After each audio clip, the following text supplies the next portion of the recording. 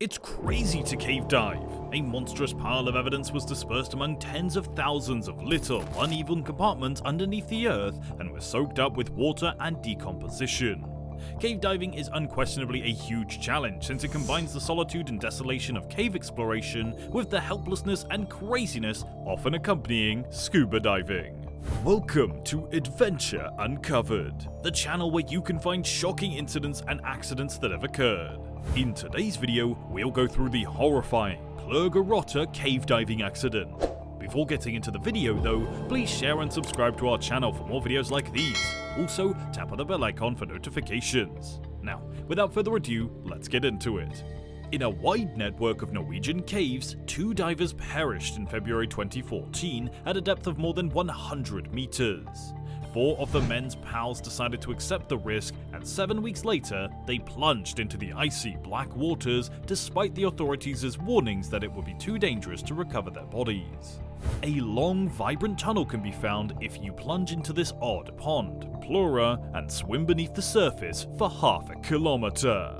Divers can ascend out of the water here to explore the cave before returning to Plura. Yet, if you are well-trained, experienced, and insatiably curious, you might continue on the path that swiftly descends much deeper, narrows, and is challenging through icy, pitch-black water. 2 divers entered the ocean wearing dry suits and diving gear on February 6, 2014, at Plura after drilling a triangle hole in the ice. 3 of their pals followed 2 hours after the initial divers' elevated sediment had had time to settle.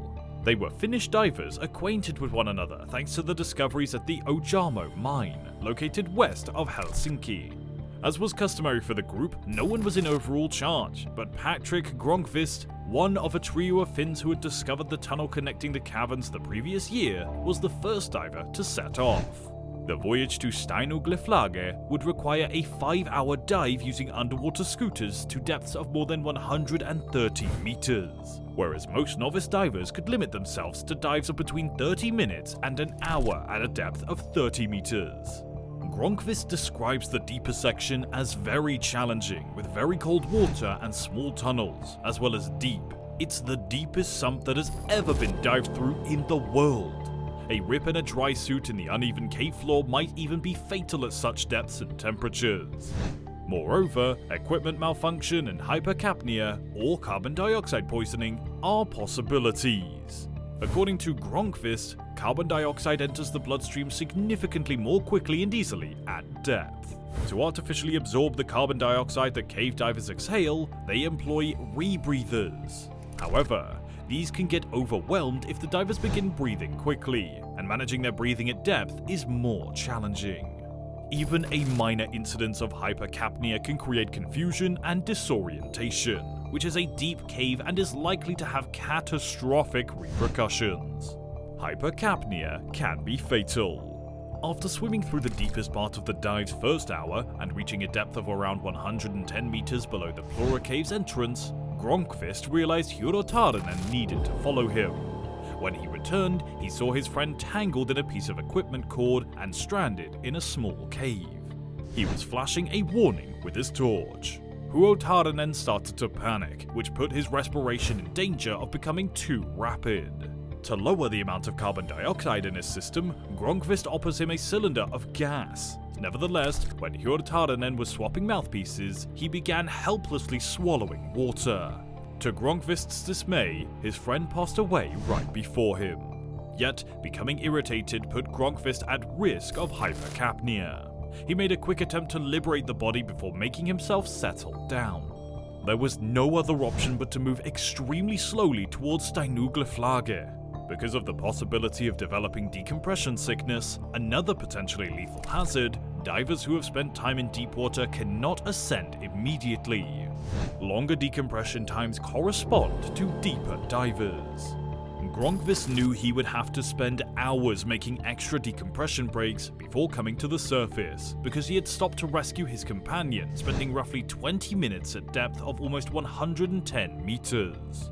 Also, he was aware that the second party of divers would eventually come upon Hjortarinen's body. Before continuing the video, subscribe to our channel and click the like button.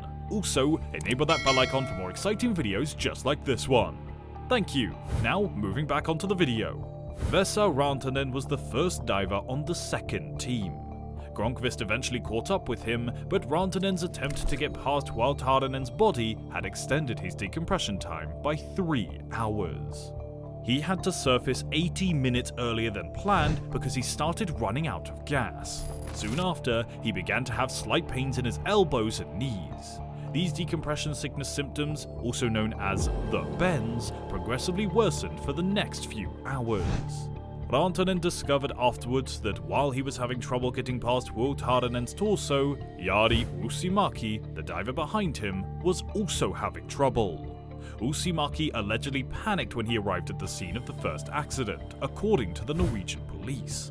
Kai Kankanen, the fifth and final diver, failed to assist Uusimäki. In contrast to Vesa Rantanen, Kankanen chose not to continue to Steinuglaflage.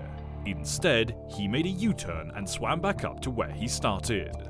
After more than 11 hours of diving, which was only scheduled to last 5 hours, he finally surfaced from the cave in the early hours of the next day.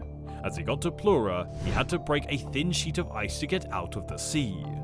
Hospitalization for decompression sickness was required for all 3 survivors. The Plura Cave was blocked when the Norwegian authorities obtained their statements. Discovering the connections between caverns is one of the sport's ultimate goals, and a significant accomplishment in cave diving.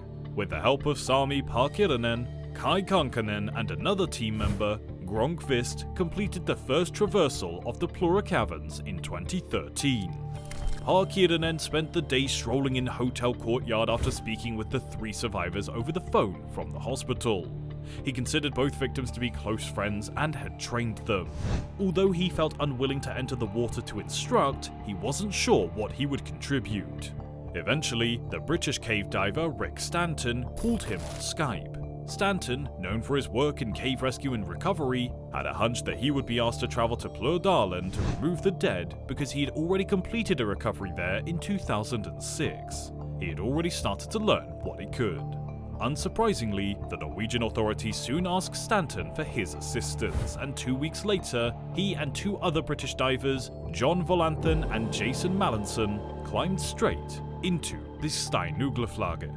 Nevertheless, when they dove in to inspect the scene of Hualtarnen's accident, they found that he was stuck to the Steinuglaflage's side and was blocking rescuers from reaching the second casualty, Uusimäki. The other option was to repeat the crossing from Plura and enter the victims' area from the opposite side. Stanton claims that after giving it some thought, he and his fellow divers concluded that it was too risky.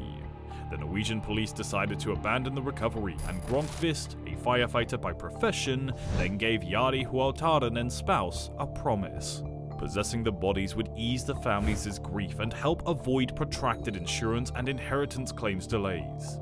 Together with Parkirinen, all 3 survivors would be involved. It's common knowledge that mountaineers whose bodies could not be securely removed are scattered across some of the world's most difficult peaks. If they requested authorization from the Norwegian police, it would undoubtedly be denied.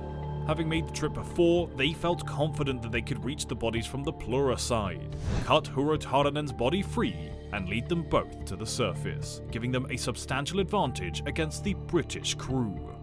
However, the men's familiarity with the victims they would rescue outweighed this advantage. How would they behave if they had to go touch the corpse at the scene of the accident? Would they become agitated and start breathing more quickly, or would they make a careless error that would cause another tragedy? To be able to concentrate on the task at hand and functionality practically like robots when the time came, Parkirinen claims that they made an effort to handle all the emotional things in the month before the rescue.